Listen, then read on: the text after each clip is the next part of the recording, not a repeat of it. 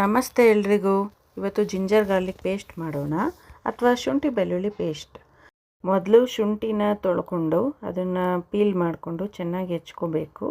ಬೆಳ್ಳುಳ್ಳಿನ ಬಿಡಿಸ್ಕೊಂಡು ಸ್ವಲ್ಪ ಸಿಪ್ಪೆ ಇದ್ದರೂ ಪರವಾಗಿಲ್ಲ, ಅದು ಒಂದು ಫ್ಲೇವರ್ ಕೊಡುತ್ತೆ, ಅದು ಟೇಸ್ಟ್ ಚೆನ್ನಾಗಿ ಮಾಡುತ್ತೆ, ಎನ್ಹಾನ್ಸ್ ಮಾಡುತ್ತೆ.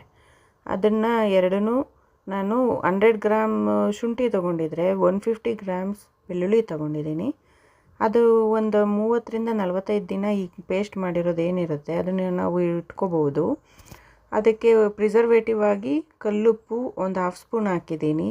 ಒಂದು 3 to 4 ಸ್ಪೂನು ಯಾವುದಾದ್ರೂ ಕುಕ್ಕಿಂಗ್ ಆಯಿಲ್ ಹಾಕ್ಕೋಬೋದು, ನೀವು ಮನೇಲಿ ಯೂಸ್ ಮಾಡೋದನ್ನು ಹಾಕ್ಕೊಂಡು ಚೆನ್ನಾಗಿ ನೀರು ಹಾಕದೆ ಪೇಸ್ಟನ್ನ ಚೆನ್ನಾಗಿ ರುಬ್ಕೊಬೇಕು. ಚೆನ್ನಾಗಿ ಪೇಸ್ಟ್ ಮಾಡಿಕೊಂಡು ಯಾವುದೇ ಅಡುಗೆ ಮಾಡಿದ್ರು ಶುಂಠಿ ಬೆಳ್ಳುಳ್ಳಿ ಪೇಸ್ಟ್ ಚೆನ್ನಾಗಿ ಅದು ಕನ್ಸಿಸ್ಟೆನ್ಸಿ ಕರೆಕ್ಟಾಗಿದ್ದರೆ ಅದು ಟೇಸ್ಟೇ ಬೇರೆ ಕೊಡುತ್ತೆ. ಇದು ತುಂಬ ಇಂಪಾರ್ಟೆಂಟು. ಬೆಳ್ಳುಳ್ಳಿ ಯಾವಾಗಲೂ ಜಾಸ್ತಿ ಇರಬೇಕು ಶುಂಠಿಗಿಂತ. ಇದನ್ನು ಚೆನ್ನಾಗಿ ಪೇಸ್ಟ್ ಮಾಡಿಕೊಂಡು ಒಂದು ಕ್ಲೀನಾಗಿರೋ ಬಾಕ್ಸಲ್ಲಿ ಫ್ರಿಜ್ಜಲ್ಲಿ ಇಟ್ಕೋಬೋದು.